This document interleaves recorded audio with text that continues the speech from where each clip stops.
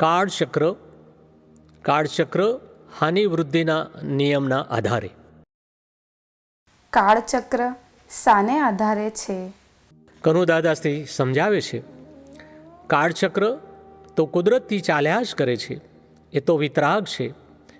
એ કંઈ કોઈની શેરશરમમાં નથી, અગર તો પોતાની સત્તાથી પણ નથી. એ તો ફસાયેલા ભાગનું એક જગતનું સ્વરૂપ છે આખું. તે ફસાયેલા ભાગનું સ્વરૂપ એ કાળને આધીન છે, અને એ કાળને આધીન એ ફસાયેલા જગતનું સ્વરૂપ એ કાળ સ્વરૂપે, કાળચક્ર સ્વરૂપે આખું જ અનાદિથી ચાલ્યા કરે છે. આ કાળચક્રમાં જગત હીયમાન અને વર્ધમાન એમ બે મુખ્ય નિયમોના આધારે ચાલે છે. હીયમાન એટલે હાનિ, વર્ધમાન એટલે વૃદ્ધિ.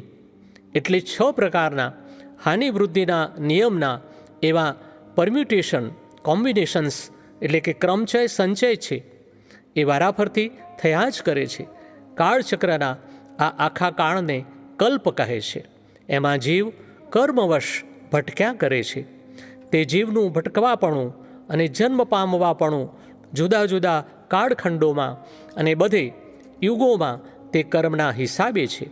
એ ક્ષેત્રના પ્રભાવે, કર્મના હિસાબના પ્રભાવે, જીવોના હિસાબે એવું બનતું રહે છે.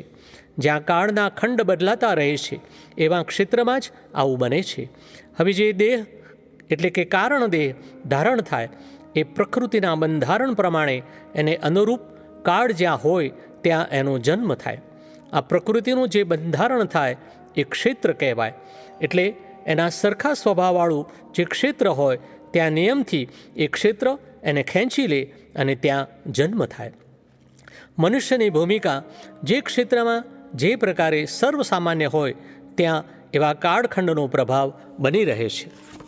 કાળચક્રનું નિયમન. આખા કાળચક્રના સેન્ટરમાંથી ઊભા 2 અડધિયા કરીએ તો ઉપરથી એટલે કે ક્લોકવાઇઝ નીચે ઉતરતા અવસર્પિણી કાળનું અર્ધચક્ર એટલે હિયમાન થતું, અને બીજી બાજુ નીચેથી ઉપર ચડતા ઉત્સર્પિણી કાળનું અર્ધચક્ર એટલે વર્ધમાન થતું. એ અર્ધચક્રના 4 ભાગ કરીએ તો પહેલો સતયુગ, પછી ત્રેતાયુગ, દ્વાપરયુગ અને છેલ્લો કળિયુગ. વેદાંત દર્શન પ્રમાણે અર્ધકાળ ચક્રને 4 યુગમાં વહેંચવામાં આવે છે, અને જૈન દર્શન પ્રમાણે 6 આરામાં વહેંચવામાં આવે છે. ઉતરતા કાળમાં પહેલાં સુષમ શુષમ, શુષમ શુષમ દુષમ, દુષમ શુષમ, દુષમ દુષમ દુષમ એટલે પહેલાં 2 આરા સતયુગના, ત્રીજો આરો ત્રેતાયુગ, ચોથો આરો દ્વાપરયુગ અને 5મો 6ઠ્ઠો આરો એ કળયુગ. બીજા અર્ધકાળ ચક્રમાં પહેલાં કળયુગ, પછી દ્વાપર, ત્રેતા અને સતયુગ. એટલે ઉપર ચડતા કાળચક્રમાં દુઃખો ઓછા થતા જાય અને પૂરું થવા આવે ત્યારે સુખ દેખાય ને પછી સુખ વધતું જાય. ચડતા કાળમાં છેક ઉપર ખાલી સુખ જ હોય, ઉત્કૃષ્ટ સતયુગ, અને ઉપરથી નીચે ઉતરતા દુઃખ વધતું જાય. ઉતરતા કાળચક્રમાં પોઝિટિવિટી ઓછી થતી થતી નેગેટિવિટી વધતી જાય, અને ચડતા કાળચક્રમાં નેગેટિવિટી ઓછી થતી થતી પોઝિટિવિટી વધતી જાય છે. કાળચક્રમાં સૌથી ઉપરનો ભાગ સતયુગ, ટોપ મોસ્ટ કાળ. સતયુગમાં 100% સુખ હોય, દુઃખ હોતું જ નથી. સુખમાં તરબોળ એવો કાળ, એને કલ્પવૃક્ષનો કાળ કહેવામાં આવે છે. મનુષ્યોની વસ્તી હોય, એમનું બધું જ હોય, પણ એને યુગલિયા યુગનો કાળ કહેવાય છે. એક યુગલ હોય તે એમના અંત પહેલાં એક યુગલને જન્મ આપે અને યુગલ યુગલથી ચાલે. એટલે ત્યાં પતિ પત્ની જેવા સંબંધો હોતા નથી. તેઓને કશાની જરૂર નથી હોતી.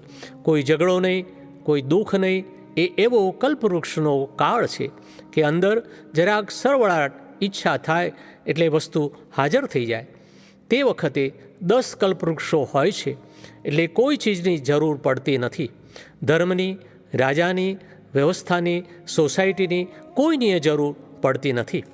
સતયુગમાં મન, વાણી ને કાયાનું એટલું કુદરતીપણું હતું કે એ કેવળ ભોગવટા સ્વરૂપે જ હતું. અને એ ભોગવટા સ્વરૂપમાં તે વખતે હું કરતા છું એવું ડેવલપ થયેલું નથી હોતું. એટલે આખું જીવન એવી જાતનું હતું અને એટલા માટે એ ભોગભૂમિ કહેવાતી હતી. ભોગભૂમિ એટલે આ જીવન છે અને જીવન જીવી જવાનું છે, બસ એટલું જ. તે વખતે આ પુનર્જન્મની માન્યતાએ પૂરેપૂરી વિકાસ પામી ના હોય, પણ વિકાસ પામવાની ભૂમિકામાં આવી ગઈ હોય. એ સાથી તો કહે દ્રવ્ય, ક્ષેત્ર, કાળ, ભાવે કરીને જે ક્ષેત્રમાં આ પ્રમાણેની માન્યતા પાંગરે છે એવા ક્ષેત્રમાં એનો જન્મ છે. એટલે કે જે ક્ષેત્રમાં ભોગભૂમિ પણ છે અને સાથે સાથે કર્મભૂમિ પણ છે.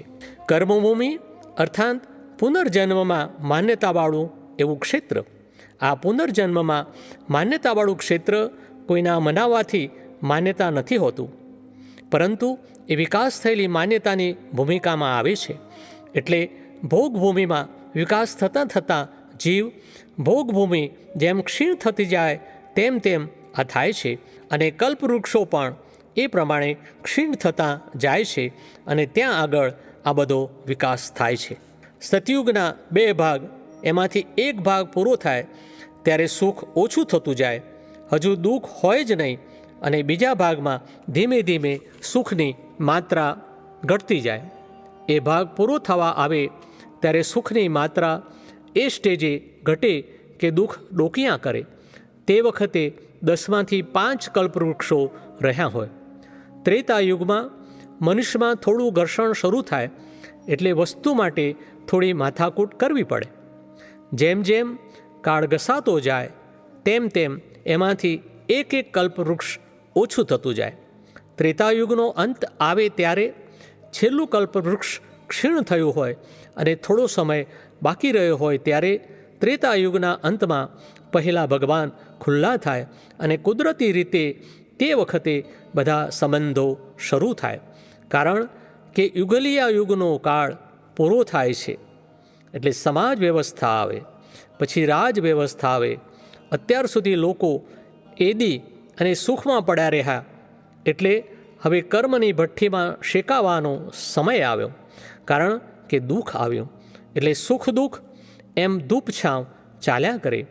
એટલે વિકાસની આ ભૂમિકા માનવ અને માનવ જીવનમાં ધીમે ધીમે ટુકડે ટુકડે ક્રમે ક્રમે 10મું કલ્પવૃક્ષ ફળ આપતું ક્ષય થઈ જાય ત્યાં સુધી આ ચાલે છે. અને એ આખો સતયુગ અને ત્રેતાયુગ એવા 2 કાળના ખંડમાં ચાલે છે. કાળચક્રમાં સૌથી નીચેનો ભાગ કળિયુગ. કળિયુગના 2 ભાગનો 42,000 વર્ષનો સમયગાળો છે. કળિયુગમાં 100% દુઃખ હોય. અત્યારે કળિયુગના પહેલા ભાગ એટલે કે 21,000 વર્ષના 2600 વર્ષ પૂરા થયા છે. કળિયુગના 2 ભાગમાં બીજો ભાગ 21,000 વર્ષ ગોળ કળિયુગ કહેવાય, જેને શાસ્ત્રોમાં અને સામાન્યપણે પ્રલય કહે છે. પ્રલય એટલે સર્વનાશ નહીં, પણ બધી જ પરિસ્થિતિ બિલકુલ મિનિમમ સ્ટેજ પર પહોંચી ગઈ હોય. સતયુગમાં મનુષ્યનો દેહ, આયુષ્ય બહુ મોટા, ઝાડ, પ્રાણી સૃષ્ટિ, નદી, દેશ બધું એ પ્રમાણથી હોય. જેમ કાળ ઉતરતો જાય એમ બધું ધીમે ધીમે સંકોચાતું જાય. કળિયુગ છેક નીચે આવીને અટકી જશે તે વખતે અમાસનું ઘોર અંધારું થઈ જશે અને પછી બીજું ઉત્સર્પિણી અર્ધકાળચક્ર અવસર્પિણીથી ઉલટું શરૂ થશે. એમાં પાછો કળિયુગનો પહેલો ભાગ ચાલુ થશે. તે અંધારું ઓછું થતું જશે. રાતના 12 વાગ્યાથી સવારના 6 વાગ્યાને એવું થતું જશે. તે 6 વાગ્યા પહેલાં એટલે કે અહીંનું બ્રહ્મ મુહૂર્ત હોય ત્યારે ઉત્સર્પણી કાળના પ્રથમ તીર્થંકર પદ્મનાભ પ્રભુ જન્મી જવાના. એ કોણ? તો એ મહાવીર ભગવાનના પરમ શિષ્ય મહારાજા શ્રેણિક. તે અત્યારથી 82,000 વર્ષ પછી સવારનો સૂર્યનારાયણનો પ્રકાશ થશે ત્યારે પહેલાં ભગવાન પાછા જન્મવાના. કાળચક્રમાં મનુષ્યનું જીવન. દ્વાપર યુગના જીવનમાં મનુષ્યને હિતાહિતનો વિવેક બહુ સુંદર રહેતો હતો. ચોરને રહેતો હતો ને શાહુકારને બેઉને રહેતો હતો. સતીને રહેતો હતો ને વેશ્યાને પણ રહેતો હતો, શેઠ, રંક, રાજા, ભિક્ષુ બધાને રહે. સત્યયુગમાં, દ્વાપર ને ત્રેતામાં એકબીજાને મનમેળ હતા. તે પતિ પત્નીનો પ્રેમ સંબંધ બહુ વખાણવા જેવો હતો. કોઈક વખત વાર તહેવાર આવતો હોય એવું જરાક મન ઊંચા થાય, પણ તે થોડા વખત માટે, અને તરત જ શમી જાય પાછા. જ્યારે કળિયુગમાં એકબીજાને મનમેળ ક્યારેય પણ ના હોય એવું પોતે ખ્યાલ રાખવો.